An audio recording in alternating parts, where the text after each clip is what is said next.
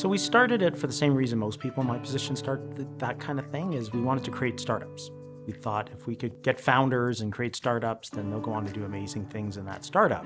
And they basically found their community while they were trying to start their business. They started supporting each other and they started hanging out together. And we started to feel like, oh my goodness, we actually are giving a group of students a place to belong. Launchpad is an opportunity for people like myself when we were going through Launchpad to really immerse ourselves and learn from the people around us. It's an opportunity to surround yourself with other students that are doing something similar to you. You know, if you're an obsessive student entrepreneur, it's fun to be around other obsessive student entrepreneurs.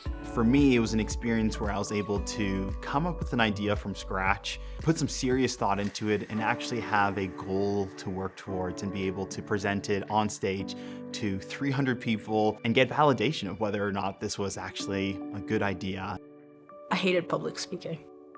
Didn't even want to present in front of class or anything. So Launchpad for me was the most intimidating thing. After going through Launchpad, you get to think about really what you like doing because you get to do it all.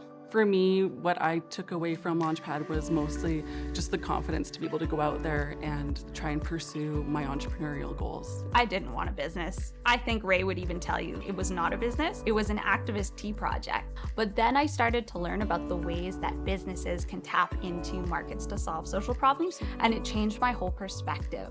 The Launchpad community has become a group of friends that you get to bounce ideas off, share problems with. Well, I think through the Innovation Entrepreneurship Program, I pretty much made my entire friend group. I met my current best friend and my business partner. So many people that initially had helped on, Ray DePaul, Jen, Sam, about 20% or more of our staff today are Mount Royal students. So those same individuals that I was able to forge connections with in classes I was taking are now working with us to build an amazing community of people. It gave me a lot of inspiration to see, hey, if these people can do this, I can do this too.